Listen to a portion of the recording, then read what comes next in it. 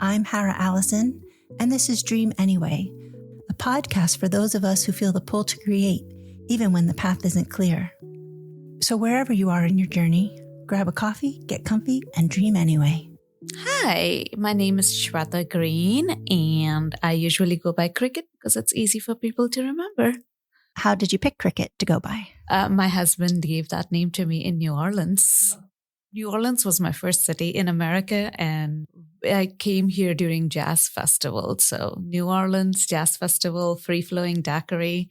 Within 24 hours, I went from Shweta to Shonda, and I wasn't happy about it. Mm-hmm. So we were walking down the flea market in New Orleans, and my husband heard those wooden chirping crickets. Oh, yeah. And he goes, "Oh, look at that. It chirps like a cricket. It chirps like you. Let's call you Cricket and see what happens." And then it's just stuck. And ever since, I've been Cricket. That's nice. It's nice to have kind of a pet name anyway. Yeah, it's so fun. Well, I didn't want to say, is it Shweta?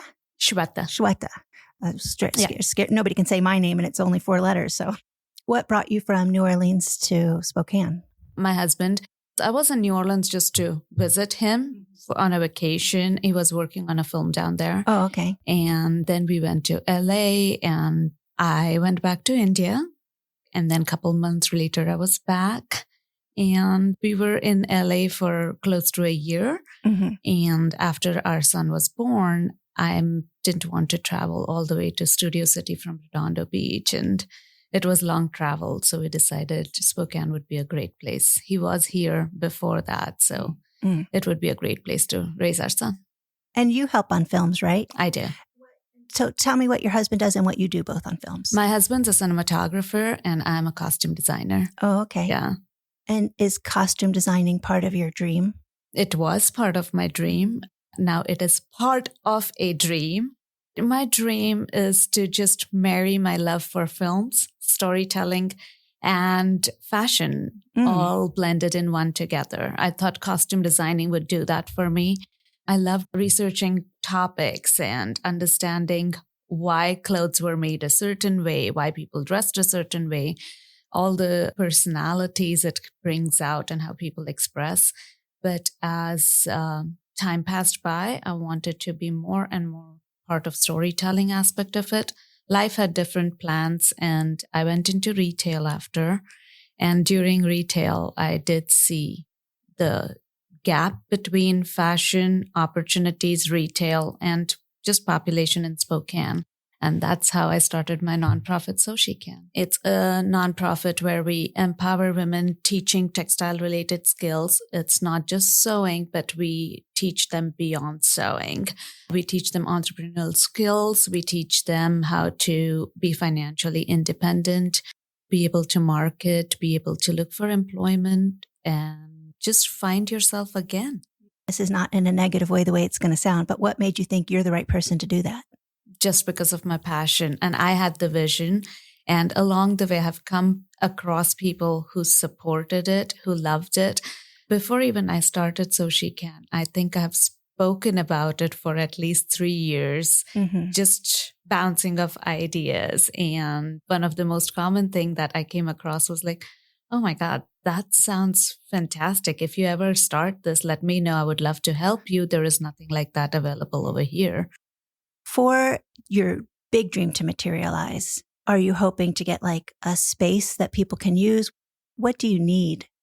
I do need a real space. Right now, good news, we are moving into a temporary space where we found this landlord who was really interested in what we are doing. And he came down significantly in his price and said that part of the space was his donation for the cause until we find a right space for the right size for all our equipments. And it's a great start now, especially working with domestic abuse survivors. I cannot just walk into shelter and say, "Hey, I want to teach you guys to do this," which is what I've done with like the immigrant population. I go teach at World Relief. I teach at Thrive International.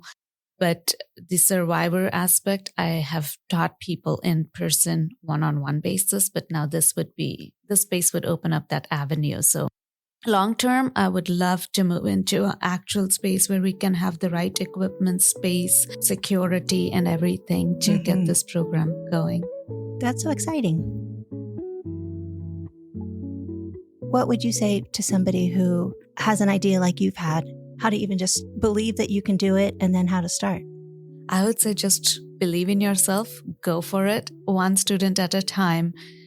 If your idea is right for you and if you have that passion, you will find people that would want to come and support you and encourage you. And the universe just shows the path.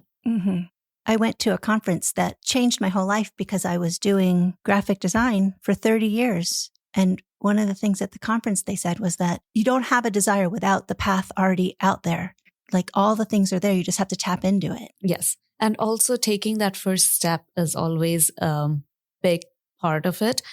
For years, I've been bouncing off the ideas and things like that. I used to work at a bridal store as alterations manager. And then this one person came in as a part-time employee and she and I started talking and she was like, you know, you have such a great idea and there is nothing like that over here. Why don't you start something? I'm like, that's what I want to do. But then I would like lay down all the ducks in a row of like why I couldn't start it. And she goes, no, there is this event happening. Let's just call them, ask them if they would let us come and talk about what you're doing and let's do it. And it was Thrive International. It had just opened up for the Ukrainian refugees to start coming into Spokane. And I called them up and I said, this is something I want to do. And I think your immigrants in the building would be a great candidate because, again, there wouldn't be any language barriers. Sewing is a visual art. They didn't need to know how to speak in English, but they could just do this. They liked it. That was the first time I took any first step towards. So I will credit my friend for that. And then it took off. I've obviously had my retail jobs as sustainability, but one thing led to another, kept meeting people along the way who kept showing and guiding me to new places. And here we are. I love that. You know, I remember there was a time that my sister just said one thing to me that changed everything because somehow she gave me permission. Isn't it funny how we need somebody sometimes to just say, you can do it? You know, That's funny that we need permission because we don't really. As much as we believe in ourselves, having that external faith is so important. Yeah. How do you keep going when doubt creeps in, or does it? Oh, no. So many doubts. I have this whole cycle. My husband laughs about it, and he's just been like the firm rock next to me, just being my punching bag and a firm believer. There are days where I just want to like throw in the towel and just go, I wish I just was a rich housewife where I had all the funding in the world to pursue my dreams. Just because of that, I can't. Some days I just wallow in it. Some days I just live through it. And then it's almost like you have this bucket full of negativity and then suddenly there comes a point it's like, oh, it's empty. Now there's new idea. Or in the middle of this rage, some idea will strike to me and then I start getting excited about all the possibilities it could be. And then it just goes. So it's almost like give in to what you're feeling and something positive will pop up. Yeah, I totally know that feeling. Those feelings of what am I doing? It's so much easier to not do it sometimes. There are times where all I'm like, I wish I was content. Why am I so ambitious? It just never stops. I wonder if it is ambition. I feel like for me, it might be boredom. I'm bored very easily and I just want to create and create and create. I don't think I'm ambitious. Like, I don't think money is my draw. I think creating is my draw. I wouldn't say ambition is just money. Yeah. I feel ambitious is just feeling like there is more out there to do than just being like, okay, this is it. This is how, like, I don't fit in a box. There is always something new to pursue. Definitely. Yes. That's me. There's always got to be something more. Were you always a go-getter? What were you like as a small girl? I had challenging time relating to kids my age because it almost felt like we lived in different worlds. I don't know if I would say I was a go-getter, but I always thought out of the box. And then I would always be mad of like, it's just so obvious why people don't see it my way. During the tween years, it turned into becoming a go-getter.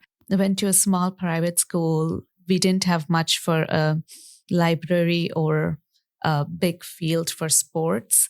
And I would see my friends going to these other schools where they had like a giant field, a very visual person, right? So their schools looked beautiful to me and mine didn't. So I rallied to get a space for us to have regular sports activities. And then our school ended up having like permanent space where we started having sports activities. Then I rallied for having a library, and we had a library. And the significant one was like I was in 7th grade and I heard about this career fair going on somewhere. Not sure how I heard. Maybe it might have been the newspaper clips, because back in the day we were made to read newspapers for morning assembly. And I was very curious about it. I pestered my principal. They selected 7 or 8 kids and we were chaperoned to go to that career fair. And it was life-changing from then on. That's cool. That is definitely a go-getter. That's very young to be rallying for anything. That's awesome. Yeah, it's like if I don't get it, I'll find a way to get it. That's good. I love that in you. Has there been anything that surprised you about yourself by pursuing this dream? I was surprised at my ability to be able to teach someone, but more surprised by my ability to be able to learn from people I'm teaching. Oh, that's cool. I never in a million years ever thought that I would be constantly and in such close proximity communicating and working with people from so many different parts of the world.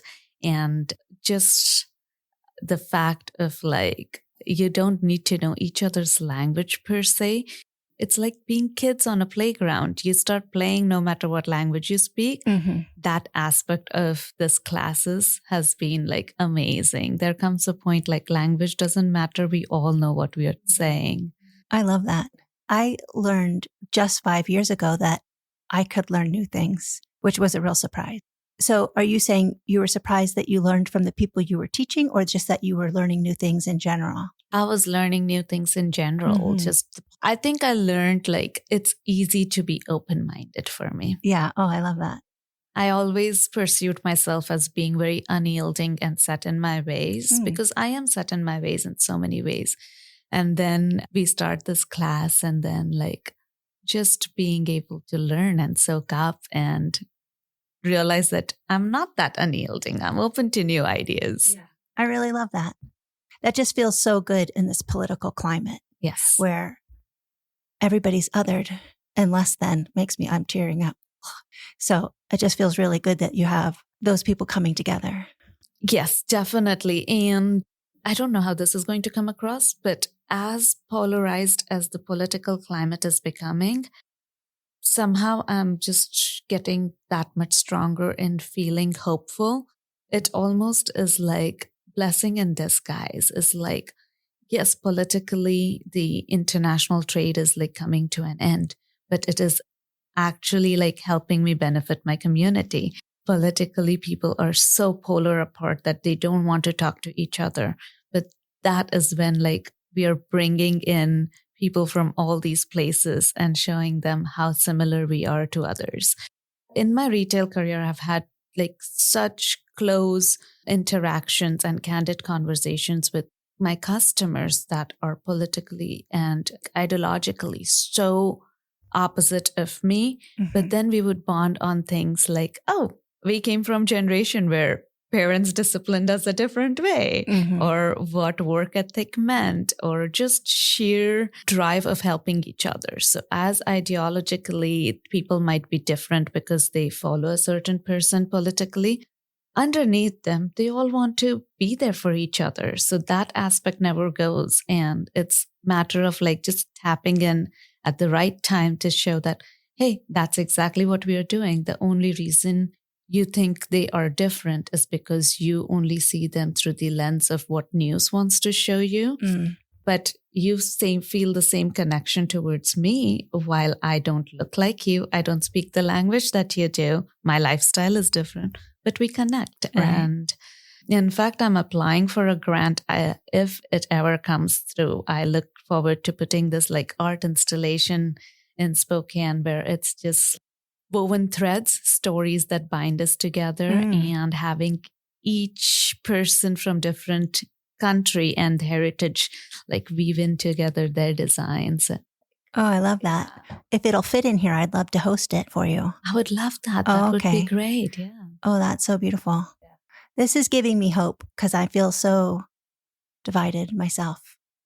World actually operates in grays, and somehow we are being forced to look at it black and white. Yeah. I have my moments of like complete black and white. I have my moments of completely going like, well, they did that. That means this. And then sometimes it's just a matter of like, okay, now I said that out loud. Let's step back, reflect what I meant. And if that exterior aspect wasn't part of the equation, what would my thought be towards it? And then it kind of starts giving you more perspective. Well, that reminds me that I know Byron Katie's work and I just have to practice it because that's all you're just saying is what she says is that we put Post-it notes on people and we assume things. I do things that I don't even know why I did them. So how can I possibly assume I know what other people's motives are? Exactly. Because you can't even know your own sometimes. Yeah. You react and not act in your sane head. So absolutely. And again, like so many times people don't do it with ill intention. Right. So sometimes people don't do the right thing, but it's not done with bad intention. So during my career or just in regular life where I meet young people who didn't have the privilege to be born in the era when technology didn't exist. So they are somehow like more triggered. So you have to like step in and let them know like, hey, intention is the key. If the intention is right and the action is not, give them a benefit of doubt. Right. Well, actually, Byron Katie taught me that according to everybody's belief system, they are right. That's amazing when you can shift your thinking to know that most people's motives, even if they're not good to you, it might be good to them. That was very helpful. Yeah. You got to remember not to take it personal too. Right. This has been lovely. And to wrap up, if you were at your funeral, what would you want to hear? What do you want your legacy to be? Of course. I'm working towards that legacy. One of the most foremost thing I would love for people to think of me is I was a joyful person to be around.